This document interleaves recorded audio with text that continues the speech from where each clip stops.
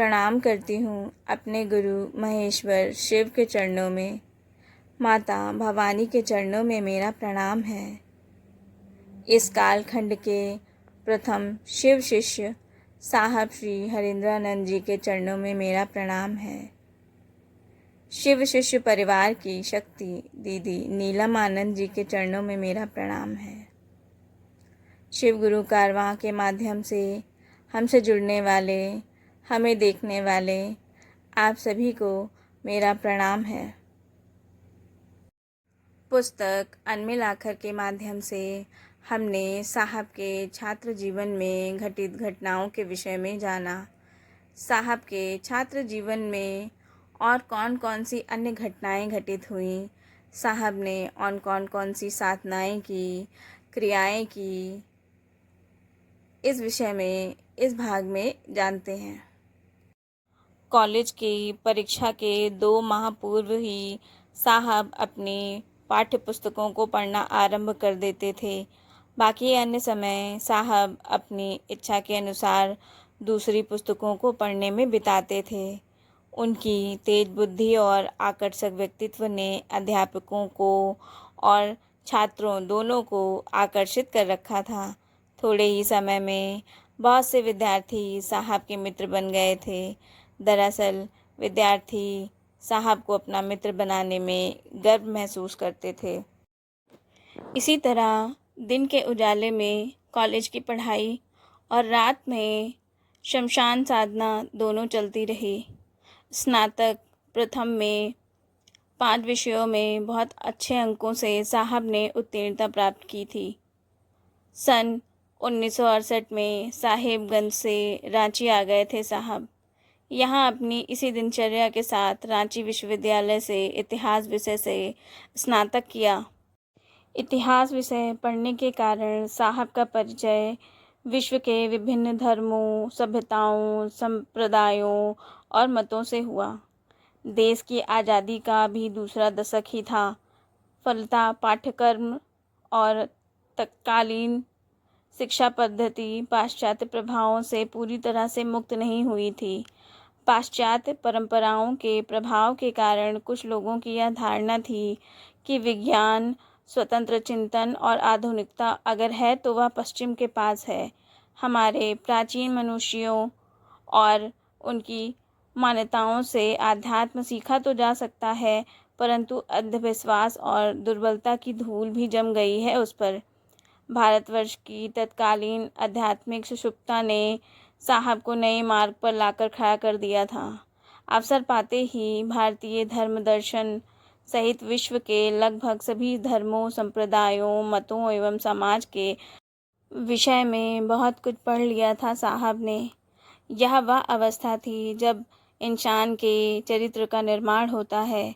साहब के चरित्र का निर्माण जो साहेबगंज में शुरू हुआ था, वह यहाँ चरमावस्था को प्राप्त कर रहा था। बाबूजी ने भी अपने अति परिश्रम से जो ज्ञान अर्जित किया था, वह अब तक साहब को सौंप चुके थे। इसलिए पुस्तकों के चयन में किसी के मार्गदर्शन की आवश्यकता ही नहीं पड़ी। साहब स्वयं पुस्तकों का चयन करते और अध्ययन आरंभ कर देते। पढ़ने की गति भी कुछ ऐसी थी कि पुस्तक कब शुरू हुई और कब खत्म हो जाती पता ही नहीं चलता था। काफ़ी दिनों तक अनवरत अध्ययन के बाद चिंतन के क्षितिज पर शमशान यात्रा की आदत छूट जाने का भय मंडराने लगा साहब को। तो यहाँ भी कभी कभार शमशान जाते, लेकिन ज़्यादा समय पुस्तकों के अध्ययन में ही देते। अंक विज्ञान, हस्तरेखा, भारतीय ज्योतिष आदि का भी अध्ययन कर लिया था साहब ने। इसीलिए अपने अनुभव और ज्ञान के आधार पर सटीक भविष्यवाणियाँ भी करने लगे थे। रांची कॉलेज हॉस्टल के कई मित्र ऊटपटांग आदतों के कारण इन्हें जादूगर भी कहने लगे थे। अब साहब निर्भीक हो चुके थे। अपनी मनोगत भावनाओं को छिपाए रखना उनके स्वभाव के विपरीत था। परिणाम हुआ कि इनकी न केवल नास्तिक और अघोरी के रूप में निंदा फैली, बल्कि बात को बढ़ा चढ़ाकर कहा जाने लगा कि वे कुसंगति में पड़ गए हैं।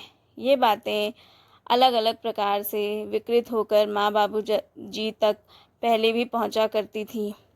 अपने शयन कक्ष को साहब भिन्न भिन्न प्रकार की हड्डियों और नरमुंडों से सजाए रखते थे। माँ बाबूजी की हताशा में इनकी इन बेतुकी हरकतों के कारण अप्रत्याशित वृद्धि होने लगी। उन्हें भय सताने लगा कि कहीं उनका बेटा लौकिक जीवन से विरक्त न हो जाए। संसार के प्रति वितृष्णा और अनासक्ति भविष्य में बढ़ जाने के डर से और अपने बेटे की मंगल कामना के लिए दोनों ने विचार किया कि साहब का विवाह कर दिया जाए। उन्हें आशा थी कि गृहस्थ जीवन में प्रवेश करने के बाद वह एक स्थिर और सांसारिक जीवन के प्रवाह में बंध जाएंगे और उनकी इन बेतुकी आदतों में भी परिवर्तन आ जाएगा। कर्म और धर्म जीवन रथ के दो चक्र हैं। केवल एक चक्र के बल पर जीवन रथ को नहीं चलाया जा सकता है। जीवन में सफलता प्राप्त करने के लिए कर्म और धर्म दोनों का सहारा लेना पड़ता है। लगभग 2500 वर्ष पूर्व भगवद गीता में भगवान श्री कृष्ण ने कहा था, कर्म कर पर ही अपना अधिकार है, फल पर नहीं। तुम कर्म अवश्य करो, अकर्मण्य मत बनो। स्नातक की परीक्षा पास कर साहब बाबूजी के पास आ गए थे। बाबूजी उन दिनों पलामू जिले में जिला शिक्षा पदाधिकारी थे। बाबूजी साहब की तर्क शक्ति और तीक्ष्ण बुद्धि से परिचित थे, इसीलिए उनकी इच्छा थी कि साहब स्नातक के बाद कानून की पढ़ाई करें। उन्होंने साहब को बुलाया और भविष्य की योजना से अवगत करा दिया। बाबूजी की योजना जानने के बाद साहब का उत्तर स्पष्ट था, नहीं, मैं सिविल सेवा की तैयारी करना चाहता हूँ। बाबूजी स्वयं सिविल सेवा की परीक्षा पास कर ही इस पद पर थे, इसीलिए उन्हें बेहतर पता था कि प्रतियोगी परीक्षाओं की तैयारी के लिए कितने श्रम और लगन की आवश्यकता होती है। बेटे के उत्तर को सुनकर अंदर की प्रबल भाव राशि को रोक पाना असंभव हो गया था। बाबूजी के चेहरे पर क्रोध के भाव स्पष्ट दिखाई दे रहे थे और उनकी क्रोधाग्नि फूट पड़ी। आपको शमशान और हड्डियों खोपड़ियों से फुर्सत कहाँ मिलती है जो IAS बनिएगा? साहब ने माँ की ओर देखते हुए कहा, आप तो कहती थी बड़े होकर बाबूजी की तरह अफसर बनो। अब जब मैं अफसर बनना चाहता हूँ तो मुझे वकालत क्यों करवाना चाहते हैं? यह मुझसे नहीं होगा। मैं अपने स्वभाव और विचार के विपरीत कोई भी कार्य व्यापार करने के लिए तैयार नहीं हूँ, चाहे जो भी हो जाए। काफ़ी तर्क वितर्क के उपरांत माँ के हस्तक्षेप से परिणाम सकारात्मक आया और सहमति बनी कि प्रतियोगी परीक्षाओं की तैयारी के साथ साथ विधि महाविद्यालय पटना में नामांकन भी ले लिया जाए, जहां साहब का नामांकन भी हुआ। पर्वतीय श्रृंखलाओं में रचे बसे घने जंगलों से आच्छादित जिला पलामू में ही मनातू प्रखंड के अंग्रेजी शासन में राय बहादुर की उपाधि प्राप्त एक वैभवशाली परिवार से साहब के विवाह का एक रिश्ता आया। माँ की खुशी का ठिकाना ही नहीं रहा। रिश्ता समृद्ध, संभ्रांत और सम्मानित परिवार से था, इसीलिए विवाह के लिए ना कहने की कहीं से कोई गुंजाइश नहीं थी। फलतः माँ की इच्छा अनुरूप बाबूजी ने भी हामी भर दी। साहब जानते थे कि गृहस्थ जीवन में रहकर भी साधना की प्रशंसनीय ऊंचाई तक पहुंचा जा सकता है, इसीलिए साहब ने भी किसी प्रकार का कोई विरोध नहीं किया। 22 मई 1972 को 24 वर्ष की अवस्था में साहब का विवाह मौआर जगदीश्वर जीत सिंह जी एवं भूमिका देवी जी की पुत्री राजमणि दीदी नीलम के साथ संपन्न हुआ। नीलम तो वैसे भी राजमणि होती है। 27 जुलाई 1952 को श्रावण शुक्ल पक्ष नाग पंचमी को दीदी का जन्म हुआ। उसी दिन मनसा देवी जी की भी पूजा की जाती है और सर्पों की पूजा की भी बड़ी पुरानी परंपरा है। दीदी के माता पिता बताते हैं कि जिस समय राजमणि दीदी नीलम का जन्म हुआ, उस समय खाट के नीचे विषैले सर्पों के ढेर सारे सपोले न जाने कहाँ से उमड़ पड़े थे। घोड़े हाथियों की सवारी करना, विदेशी गाड़ियों में घूमना, जंगल की सैर और पशु पक्षियों के प्रति दीदी के मन में अथाह अनुराग था। सांपों के साथ खेलने में दीदी की विशेष रुचि थी। जंगल के ओझा, झाड़ फूँक करने वाले स्त्री एवं पुरुष उनके मनोरंजन के साधन थे और दूर दूर से आने वाले साधुओं एवं अघोरियों से बात करना उन्हें बहुत रुचिकर लगता था। परिवारजनों ने जंगल के तांत्रिकों और ओझाओं के सानिध्य से आशंकित होकर गंडे एवं ताबीज की पूरी माला ही पहना दी थी राजमणी दीदी नीलम जी को, जो विवाह के बाद तक उनके गले में एक आदिम युग की संभ्रांत महिला का भान करा रही थी। सुविधाओं और समृद्धि में पलता बचपन जंगल के सौंदर्य के संसर्ग में सयाना हुआ था। उनकी शिक्षा दीक्षा की व्यवस्था घर पर ही की गई थी। मास्टर आते, पढ़ाकर चले जाते। संगीत और कला के प्रति जन्मजात आकर्षण था दीदी में। दीदी के पिता ने हजारीबाग के एक स्कूल में उनका दाखिला कराया, किंतु शहरी वातावरण दीदी को रास नहीं आया। 2 वर्षों के बाद पुनः दीदी को वापस ले आया गया। अल्पायु से ही अपने घर परिवार की व्यवस्था, बाहर भीतर काम करने वाले कर्मचारियों का मार्गदर्शन उनकी व्यवहार कुशलता एवं प्रशासनिक क्षमता को प्रखर करता गया। सर्पों की दुनिया से उनका लगाव और शक्ति की पूजा उनका स्वभाव था।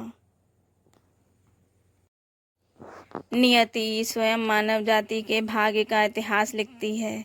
गृहस्थ जीवन साहब की साधना का साधक बनकर आया था, न कि बाधक बनकर। इसी वर्ष 1972 में साहब संघ लोक सेवा आयोग की सिविल सेवा परीक्षा में सम्मिलित हुए और भारतीय पुलिस सेवा में उत्तीर्ण भी हुए, किंतु मेडिकल परीक्षा में असफल हो जाने के कारण अंतिम परीक्षा फल में इनका नाम नहीं आया। बाबूजी अब तक पलामू में ही जिला शिक्षा पदाधिकारी थे। उन्हें तो विश्वास ही नहीं हो पा रहा था कि उनके पुत्र ने देश की सबसे बड़ी प्रतियोगी परीक्षा में सफलता प्राप्त की है, पर था तो यह सत्य ही। साहब ने अपनी मेधा की पहली पहचान दिखाई थी। जीवन की निष्ठुरताओं और वास्तविकताओं से संभवतः पहला अनुभव था जब भारतीय पुलिस सेवा में आने से वंचित हो गए थे। पटना लॉ कॉलेज में नामांकन तो था ही, कानून की पढ़ाई आरंभ कर दी। पटना और आरा आना जाना रूटीन का हिस्सा बन गए थे। चूँकि अब बाबूजी शाहाबाद जिले में जिला शिक्षा पदाधिकारी हो गए थे, पुनः विभिन्न शमशानों की साधना शुरू हो गई थी। किसी ने धीरे से दरवाज़ा खटखटाया। दोपहर का समय था। साहब सो रहे थे। एकदम चौंक कर उठकर बैठ गए। आंखें दरवाजे पर टिक गईं। इतनी चिलचिलाती धूप में कौन हो सकता है? रानी घाट स्थित किराए के कमरे के बगल में स्थित हॉस्टल के कुछ लड़के साहब की शमशान की आदतों के बारे में जानते थे। कभी कभार दरवाजे पर दस्तक देकर आगे बढ़ जाते थे। साहब को लगा फिर शायद वही हों, यह सोचकर पुनः बिस्तर पर लेट गए। दरवाजे पर फिर से दस्तक हुई। इस बार साहब उठकर दरवाजे की ओर बढ़े और सोचा आज वे लड़के होंगे तो उनकी खैर नहीं। दरवाज़ा खोला तो सामने एक अजनबी को खड़ा पाया जो बहुत परेशान सा दिख रहा था। वह बिना अनुमति के अंदर घुस आया और साहब के चरणों पर गिरते हुए बोला, आप ही हैं बाबा हरेंद्रानंद? बाबा यह संबोधन जीवन में पहली बार अपने लिए उन्होंने सुना था। कहा, नहीं, मैं कोई बाबा वाबा नहीं हूँ, मैं सिर्फ हरेंद्रानंद हूँ। उस व्यक्ति ने पूछा, आप ही हैं पीएमसीएच में जाकर कैंसर से पीड़ित मरीजों का हाथ देखकर उनके जीवन की भविष्यवाणियाँ करते हैं? मैंने सुना है कि आपने कई भविष्यवाणियाँ की हैं जो सही साबित हुई हैं। मेरी माँ की तबीयत बहुत ख़राब है। डॉक्टरों ने कहा है कि अब वह चंद दिनों की मेहमान हैं। अगर आप चलकर उनका हाथ देख दें तो आपकी बड़ी मेहरबानी होगी। मैं आपका यह एहसान जीवन पर्यंत नहीं भूलूंगा। गर्मी की छुट्टियां आरंभ हो चुकी थी। साहब के लगभग सभी मित्र घर जा चुके थे। साहब के जी में आया कि जाने से इनकार कर दूं। फिर बोले, क्या शाम में आना नहीं हो सकेगा? नहीं, भगवान के लिए अभी चलिए, मैं रिक्शा या ऑटो लेकर अभी आता हूँ, उस व्यक्ति ने कहा। साहब चप्पल पहनकर कॉरिडोर में आ गए और कहा, चलिए। हॉस्टल से स्टैंड बहुत दूर नहीं था। सिर्फ बीच में एक गली पार करनी पड़ती थी, किंतु धूप में तपिश इतनी थी कि उतनी दूर जाना भी दूभर था। इसीलिए रिक्शा लेकर के आया वह व्यक्ति। थोड़ी ही देर में दोनों अस्पताल के कैंसर वार्ड में थे। ज़्यादातर बेड खाली थे। पास वाले बेड को थोड़ा सरका कर साहब बैठ गए। महिला की उम्र लगभग 60 साल रही होगी। साहब ने पॉकेट से अपना मैग्नीफाइंग ग्लास निकाला और हथेली का बारीकी से अध्ययन किया और कहा, आपकी माँ बिल्कुल स्वस्थ हो जाएंगी, ठीक हो जाएंगी। वह चौंक सा गया। उसने साहब की ओर देखते हुए कहा, लेकिन डॉक्टरों ने तो जवाब दे दिया है। बिल्कुल ठीक हो जाएंगी, साहब ने कहा। अगर ठीक नहीं हुई तो मैं हाथ देखना छोड़ दूंगा, साहब ने जोर दे करके कहा।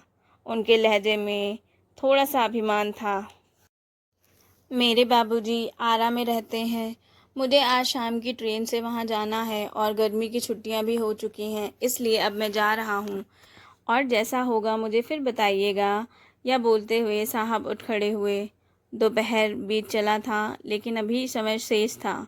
हॉस्टल के कमरे में आए, सामान लिया और आरा की ट्रेन में बैठ गए। साहब अपने जीवन को एक नए दृष्टिकोण से देखने लगे। उसने आखिर मुझे बाबा क्यों कहा? क्या मैं अब बाबा हो गया हूँ? क्या भारतवर्ष में बाबाओं को इतनी इज्जत मिलती है? उनके शब्दों की पुनरावृत्ति दिमाग में उन सिक्कों की तरह हो रही थी जिसे बच्चे बार बार निकाल कर देखते हैं कि कहीं खो तो नहीं गए हैं। उम्र तो बहुत नहीं थी, लेकिन आज हद से ज़्यादा बड़ी जान पड़ रही थी। यही समय होता है, यही घड़ी है। आत्मविश्वास से भरपूर साहब आज स्वयं को कितना असहज महसूस कर रहे थे। मन बेचैन था, कुछ समझ नहीं आ रहा था कि क्या करें, समय कैसे कटे और जल्दी शाम हो। मन को बहलाने के लिए घर में ही टहलते, कभी खिड़की के शीशे को पोंछने लग जाते। आतुर प्रतीक्षा में फैली आंखें घड़ी की ओर देखती, लेकिन घड़ी थी जो अपने वेग से ही चल रही थी। क्या हुआ बाबू, आज बहुत परेशान दिख रहे हो? पीछे से आवाज़ आई। यह आवाज़ उनके पुराने विश्वस्त नौकर की थी, जो 20 वर्षों से इनके परिवार में रहा था। उम्र का 60वां बसंत भी पार कर चुका था। वह इनकी शमशान साधना की गुप्त योजनाओं के क्रियान्वयन में बचपन से ही सहयोगी रहा। काफ़ी देर तक खिड़की के पास खड़े रहे। साहब, अब आपकी शादी हो गई है, साल भर भी नहीं हुए हैं, परिवार को भी देखना और चलाना है, इसलिए अब ऐसे काम को बंद कर देना चाहिए आपको, नौकर बोला। साहब ने कहा, नहीं काका, मेरी पत्नी को इस पर कोई आपत्ति नहीं है। उसे तो खुद भी इन रहस्यों को जानने समझने में बहुत दिलचस्पी रहती है, कहते हुए बिस्तर पर आधे लेट गए। आपने पूजा पाठ में बहुत ऊटपटांग काम किया है, इसीलिए भी शायद संतोष नहीं हो रहा है आपको। वैसे यहाँ एक अच्छे तांत्रिक हैं, आपका मन हो तो आज चलते हैं उनके पास, शायद उनसे कुछ जानने का मौका मिले। यूँ तो इनसे छोटी 2 बहनें और एक भाई थे, लेकिन बचपन से ही साथ रहने के चलते इनसे विशेष लगाव हो गया था। इनकी परेशानी से वो भी परेशान हो जाया करते थे, जैसे समस्या उन्हीं की हो। एक काम करोगे काका, साहब ने कहा। उठकर बैठ गए, जेब से कुछ पैसे निकाले और देते हुए कहा, जाओ सामने की दुकान से पान बंधवा लाओ। पान? पान की आदत कहाँ से लग गई आपको? उन्होंने पूछा। साहब उन्हें देखते रहे, फिर मुस्कुराते हुए बोले, समझो ये दहेज में मिला है। मेरे ससुराल में भी सभी पान के शौकीन हैं काका। दोनों ही मुस्कुराने लगे। कुछ लोग अकेलेपन में भी संपूर्ण होते हैं, उन्हें किसी भी चीज़ की ज़रूरत महसूस नहीं होती, किंतु आज ऐसी कोई संपूर्णता दिखाई नहीं दे रही थी, जैसे कि पहले दिखता था। उत्साह और आत्मविश्वास से लबरेज वे आज कहीं बीच रास्ते में ठिठके दिखाई दे रहे थे। जो बीच में ठहर जाते हैं, उनमें अकेलापन कम, अधूरापन ज़्यादा दिखता है। शायद इसी अधूरेपन का खेट होने से बचाना चाह रहे थे खुद को साहब। अब तक हमने साहब के बचपन एवं उनके छात्र जीवन में घटित घटनाओं के विषय में जाना। अब आगे साहब के गृहस्थ जीवन में घटित घटनाओं के विषय में जानेंगे। शिव गुरु कारवां से जुड़ने के लिए आप सभी का आभार। आप सभी को प्रणाम।